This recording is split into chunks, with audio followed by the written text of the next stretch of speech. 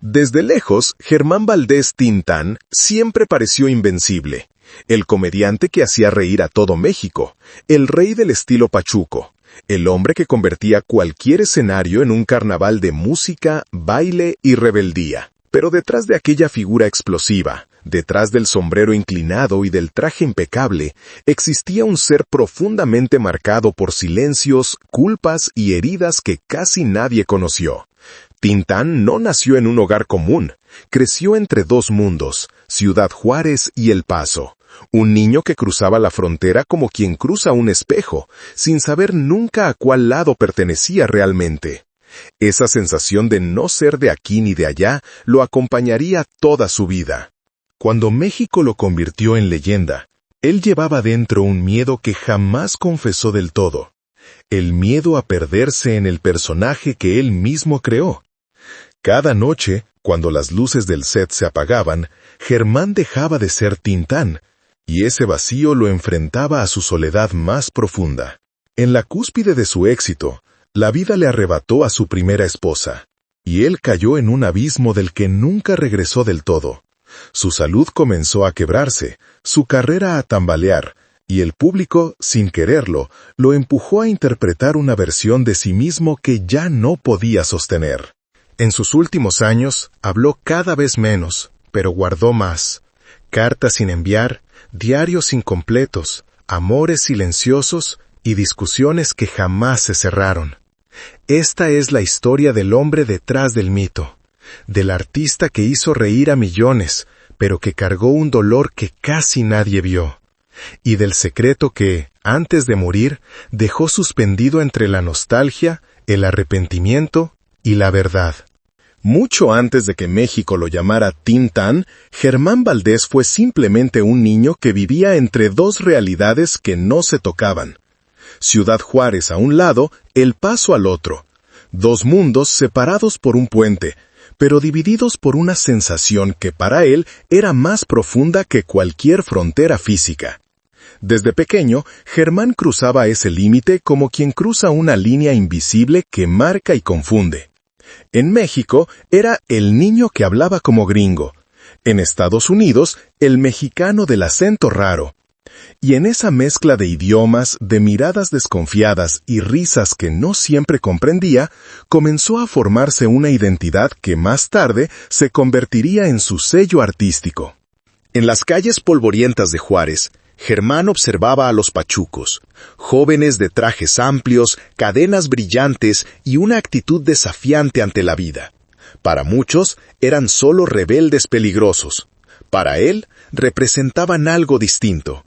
Una afirmación de existir entre dos culturas que constantemente se rechazaban. Aquellos hombres que caminaban con orgullo lo inspiraron profundamente. En ellos vio la valentía de definirse sin pedir permiso. Y aunque aún no lo sabía, esa imagen sería la base del personaje que lo llevaría a la inmortalidad. Su familia no vivía en la abundancia, pero sí en la disciplina. Su padre, un hombre severo, esperaba que Germán siguiera un camino formal, estudios, trabajo, estabilidad. Pero Germán tenía una inquietud dentro, un impulso casi eléctrico que lo empujaba hacia la música, la comedia, la imitación. Podía copiar voces, gestos, acentos con una facilidad sorprendente. Su madre lo miraba actuar en el patio, y aunque no lo decía en voz alta, sentía que su hijo estaba hecho para algo distinto, algo más grande que los límites del barrio. La vida en la frontera también le enseñó el miedo. Más de una vez, Germán presenció redadas, peleas, arrestos injustos. Un día, cuando tenía apenas 12 años, vio cómo la policía estadounidense detenía a un grupo de jóvenes pachucos solo por su apariencia. Aquella escena se grabó en su memoria con un dolor silencioso. Entendió que la identidad podía ser una condena y una fuerza al mismo tiempo. Esa dualidad lo perseguiría toda su vida. A los 16 años, buscando escapar de las tensiones familiares, Germán consiguió trabajo en una estación de radio local. Al principio solo limpiaba micrófonos, acomodaba discos, cargaba cables. Pero las noches eran largas y la tentación irresistible. Cuando los locutores salían, él imitaba sus voces, practicaba anuncios inventados, jugaba a ser un personaje diferente cada vez. Un técnico lo escuchó por accidente y quedó fascinado. «Tienes algo que no se aprende», le dijo. Y tenía razón. Poco después, le dieron la oportunidad de hablar al aire. Bastó una sola emisión para que su voz, irreverente, musical, llena de ritmo fronterizo, se volviera favorita entre los oyentes. Germán descubrió entonces que en la radio podía existir sin que lo juzgaran por su acento, su ropa o su origen. Allí era solo una voz libre. Y esa libertad fue su primer gran refugio. Sin embargo, detrás del éxito naciente, el joven Germán seguía sintiendo el mismo vacío, la sensación de no pertenecer a ningún lado. Ni México ni Estados Unidos lo aceptaban del todo. Y en esa incertidumbre comenzó a formarse una pregunta que lo acompañaría hasta el final. ¿Quién soy realmente? ¿Germán Valdés o el reflejo que el mundo quiere ver? Aún no imaginaba que esa pregunta sería la raíz de su gloria y también de su tormento. Cuando Germán Valdés llegó por primera vez a la Ciudad de México, traía una maleta gastada, 2 trajes y un estilo que nadie entendía del todo, el de los pachucos. Había llegado desde la frontera con un sueño improbable y una personalidad que brotaba como una tormenta en medio del escenario artístico. En los estudios, los productores lo miraban con desconfianza. Su forma de hablar, su acento mezclado, sus gestos exagerados, nada se parecía al ideal del cine mexicano de la época. Pero cuando Tintán abrió la boca y dejó salir aquella mezcla única de ritmo, comedia y música, el país entero cambió de opinión. Fue en Calabacitas Tiernas cuando México descubrió que estaba frente a algo jamás visto. Tintán no solo actuaba, improvisaba, cantaba, bailaba y llenaba la pantalla con una energía que hacía temblar los cines. Era magnético, impredecible, irreverente. Su estilo pachuco, ese que muchos consideraban marginal, se convirtió de pronto en moda nacional. Los jóvenes querían vestirse como él, caminar como él, hablar como él. Tintán no lo buscó, pero terminó fundando un lenguaje cultural entero. El éxito llegó rápido, casi violento. En cuestión de meses ya rodaba una película tras otra, llenaba teatros, ofrecía espectáculos que colapsaban las taquillas. México lo aclamaba como el nuevo rey de la comedia. Sin embargo, detrás de los aplausos, Germán comenzaba a sentir algo inquietante, la sensación de que el personaje crecía más rápido que él mismo. Tintán se volvía gigante, mientras Germán se iba encogiendo dentro. Aún así, la fama lo llevaba por caminos inimaginables. Las noches en los estudios estaban llenas de música, cámaras, luces y un ritmo frenético que parecía no detenerse nunca. Rodaba de día, cantaba de noche, ensayaba de madrugada. Tintán estaba en todas partes. Pero el Germán íntimo apenas encontraba un espacio para respirar. En su círculo cercano, la gente lo adoraba, pero también sufría su intensidad.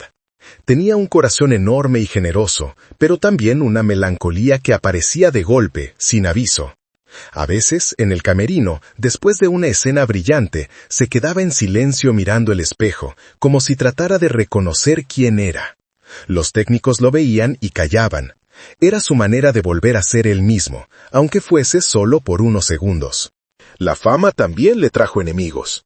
Los críticos más conservadores lo acusaban de corromper el español con su jerga pachuco.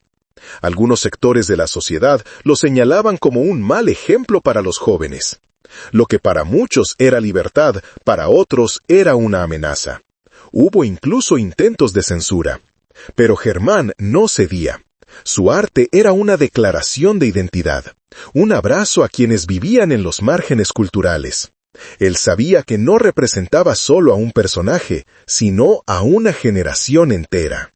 Sin embargo, el precio de convertirse en símbolo cultural comenzó a sentirse. Las jornadas de trabajo eran agotadoras, y la exigencia de mantener el personaje en todo momento lo desgastaba profundamente. Lo querían siempre perfecto, siempre gracioso, siempre Tintán. El artista empezaba a perder al hombre. En un momento de sinceridad, le confesó a un amigo cercano: «A veces siento que ya no soy yo, que la gente ama a Tintán, pero no sabe quién es Germán». Ese pensamiento sembró una duda que lo acompañaría durante décadas. Una duda que, poco a poco, se convertiría en su mayor sombra. Con el paso de los años, la misma fama que había impulsado a Tintán hacia la cima empezó a transformarse en una carga brutal. Germán seguía sonriendo en cámara, seguía moviéndose con gracia, seguía improvisando con el talento natural que lo caracterizaba, pero por dentro algo comenzaba a romperse. El cansancio acumulado, los horarios interminables y la presión constante de ser siempre el gracioso, siempre el pachuco perfecto, empezaron a pasarle factura. Fue en medio de ese torbellino cuando llegó el golpe más cruel, la muerte de su primera esposa, Marta Valdés. Su partida no solo lo devastó emocionalmente, también abrió una herida que nunca terminaría de cicatrizar. Germán se culpaba por no haber estado más cerca, por no haber visto las señales, por haber estado demasiado ocupado con compromisos, giras y rodajes. A partir de ese momento, el hombre alegre que el público conocía empezó a esconder un dolor profundo, un dolor que lo perseguía incluso en sus noches más iluminadas. La pérdida lo sumió en un periodo oscuro. Comenzó a beber más de lo habitual, buscando en el alcohol un silencio que la vida no le otorgaba. A veces se encerraba solo en su camerino, sin decir una palabra durante horas. Los compañeros de trabajo no se atrevían a mencionarlo, pero todos lo sabían. Algo en él había cambiado. La chispa seguía ahí, pero era más tenue, más frágil. Aún así, la industria no se detenía. Tintán era demasiado grande para desaparecer. Lo necesitaban en rodajes, en programas, en giras. El público quería reír, y él, con un profesionalismo admirable, les daba lo que pedían. Pero cada actuación lo desgastaba un poco más. El personaje absorbía tanta energía que apenas dejaba espacio para Germán. La gente seguía viendo al ídolo. Nadie percibía la sombra que crecía. Como si la vida quisiera ponerlo a prueba una vez más, su hija sufrió un accidente que casi le cuesta la vida. Ese día, Germán sintió que el mundo se detuvo. El miedo lo paralizó. Aquello lo hizo replantearse su manera de vivir. Durante un tiempo, dejó el alcohol, se concentró en su familia, trató de recuperar el equilibrio perdido. Fue un periodo de intentos sinceros, pero también de desesperación. La fama seguía reclamando su presencia, y Germán no sabía cómo dividirse entre el hombre y la leyenda. En medio de sus intentos por recomponer su vida, llegó otra traición: la pérdida de su casa por confiar en la persona equivocada. Firmó documentos sin leerlos, convencido de que estaba en buenas manos. Pero no era así. En cuestión de meses, perdió propiedades y ahorros. Ese golpe financiero lo dejó vulnerable, obligado a aceptar proyectos que no merecían su talento. Rodaba películas de bajo presupuesto, alejadas de la grandeza de sus mejores años. Cada uno de esos rodajes era un recordatorio doloroso de lo que había sido y de lo que la vida le estaba quitando poco a poco. Su salud también comenzó a deteriorarse. Problemas metabólicos, dificultades respiratorias, cansancio crónico. Había días en los que apenas podía levantarse de la cama, pero aún así iba a grabar. Tenía miedo de perderlo todo, miedo de no ser recordado, miedo de que el público lo abandonara si mostraba debilidad. En la intimidad confesaba que a veces solo quería desaparecer, huir de la exigencia de ser Tintán. Pero cuando se paraba frente a una cámara, algo en él revivía, luchaba, se encendía una última chispa. Era como si el artista se negara a morir, incluso cuando el hombre ya estaba exhausto. Y así, entre sonrisas forzadas, dolores silenciosos y un cansancio que ya no podía ocultar, comenzó la etapa más frágil y humana de su vida. Una etapa en la que Germán Valdés empezó a enfrentarse a su sombra más temida, la posibilidad de perderse para siempre en el personaje que hizo reír a todo un país. Para el público, los hermanos Valdés eran una dinastía de talento. Germán, Manuel el Loco Valdés y, por supuesto, Ramón Valdés, el eterno don Ramón del Chavo del Ocho. Pero lo que casi nadie conoció fue la compleja red de amor, rivalidad, silencios y heridas que unía y a veces separaba a Germán y a Ramón. Eran inseparables en la infancia, compañeros de travesuras, confidentes en la pobreza y cómplices en aquel sueño imposible de vivir del arte. Pero cuando la fama llegó, la línea entre hermano y leyenda empezó a desdibujarse.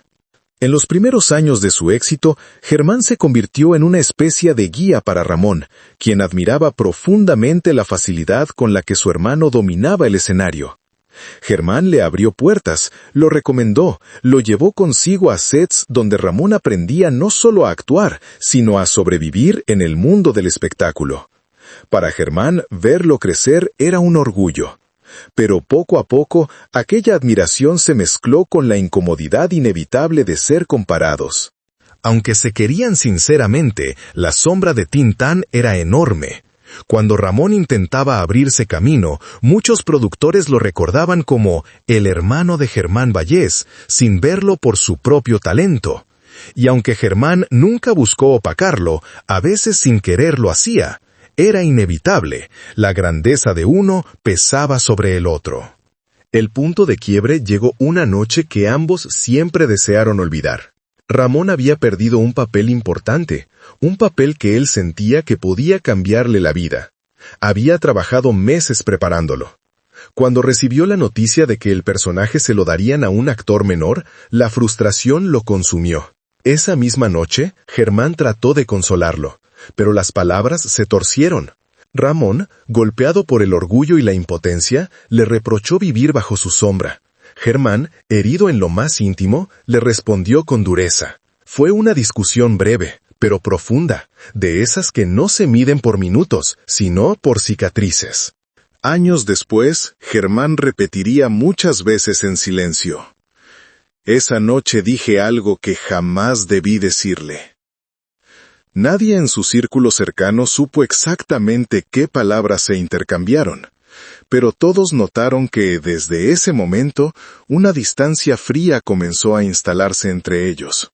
No era odio, nunca lo fue, era algo más complejo, culpa, orgullo y la incapacidad de retroceder el tiempo. Tiempo después, cuando Germán ya estaba enfermo y la fama se le escapaba entre los dedos, comenzó a escribir una carta para Ramón. Lo hacía en las madrugadas, cuando el silencio de la casa parecía demasiado grande. Era una carta llena de amor, disculpas y recuerdos, un intento de cerrar la herida que los dos habían pretendido ignorar durante años. Pero cada vez que intentaba terminarla, dudaba. La doblaba, la guardaba, la volvía a sacar, y nunca la envió. En aquella carta, que su familia encontró después de su muerte, Germán escribió una frase que resume toda su verdad. Perdóname por no ser tu hermano cuando más me necesitabas. Me perdí siendo Tintán y olvidé ser Germán.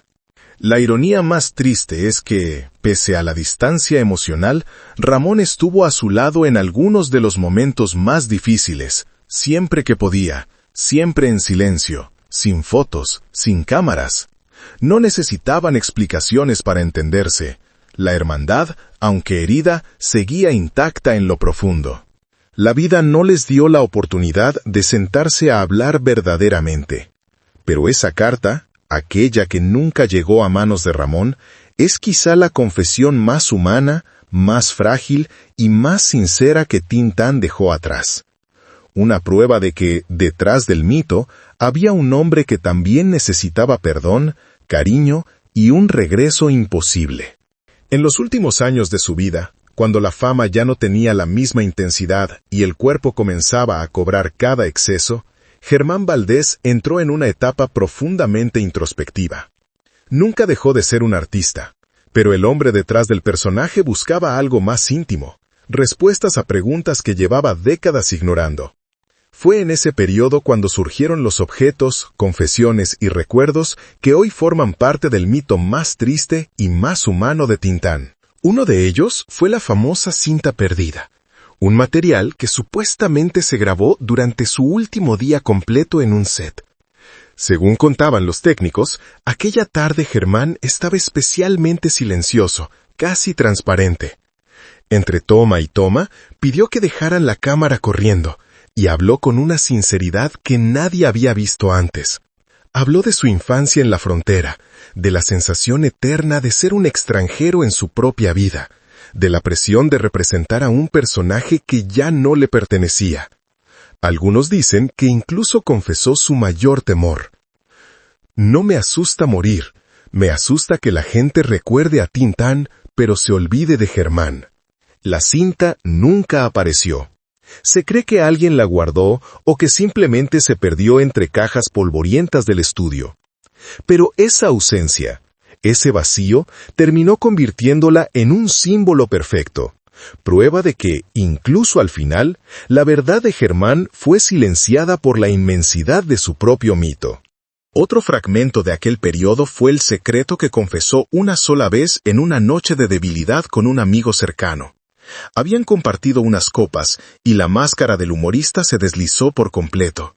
Con la voz quebrada, Germán dijo: «Yo amo este oficio, pero a veces odio a Tintán. Lo amo porque me dio todo, y lo odio porque me quitó a Germán». El amigo nunca repitió la historia públicamente, pero años después la reconoció como la confesión más desgarradora que escuchó en su vida. Durante esas mismas noches, comenzó a escribir un pequeño diario, un cuaderno sencillo, de tapas gastadas. En sus primeras páginas hablaba de recuerdos, de miedos y de gratitud. Pero a medida que avanzaba, las frases se volvían más confusas, más cortas, más tristes. El diario quedó inconcluso, apenas 11 páginas. La última solo contenía una línea. Un día quise ser grande y acabé siendo 2 personas. Esa frase, más que cualquier película, resume la fractura que lo acompañó hasta su último aliento. En su vida sentimental también guardó un símbolo, un encendedor antiguo, regalo de Rosita Quintana. Lo conservó en secreto, pese a haber amado y perdido después.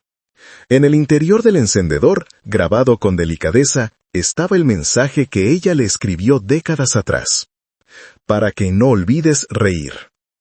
Germán lo mantenía en su mesa de noche, incluso en los días en que ya no podía reír sin dolor. Mientras su salud se deterioraba, él hablaba menos. Su respiración era corta, su energía escasa, pero a veces lograba sonreír cuando alguien mencionaba sus películas o imitaba una de sus antiguas frases pachucas. Era como si, por un instante, el viejo Tintán regresara para despedirse. Y así, rodeado de silencios, objetos que contenían pedazos de su alma y verdades que nunca pudo decir en voz alta, Germán Valdés se fue apagando lentamente. No murió como una estrella caída, sino como un hombre que finalmente descansó del peso insoportable de ser 2 personas al mismo tiempo. Hoy, cuando miramos hacia atrás y recordamos a Germán Valdés Tintán, es imposible no sentir una mezcla de admiración y tristeza profunda. Admiración por el artista que transformó la comedia mexicana, que desafió fronteras culturales, que convirtió la irreverencia en un lenguaje nuevo. Pero también tristeza por el hombre que, detrás del brillo, cargó silencios, pérdidas y cicatrices que jamás mostró del todo. Tintán hizo reír a millones, pero muy pocos supieron cómo se quebraba su voz cuando no había cámaras encendidas. Su vida fue un vaivén constante entre 2 identidades, el mito que México amaba y el hombre que solo unos cuantos lograron conocer. En cada película dejó un fragmento de su alma, en cada canción un rastro de nostalgia, en cada improvisación la libertad que no siempre encontraba en su propia vida. Y sin embargo, al final lo que más deseaba era algo simple, que lo recordaran no solo como al artista, sino como al ser humano que intentó mantenerse de pie en medio de un mundo que lo exigía todo. Las cartas no enviadas, el diario incompleto, la cinta desaparecida, el encendedor guardado como un secreto, cada uno de esos objetos quedó suspendido como testimonio silencioso de un corazón que amó, sufrió y buscó redención.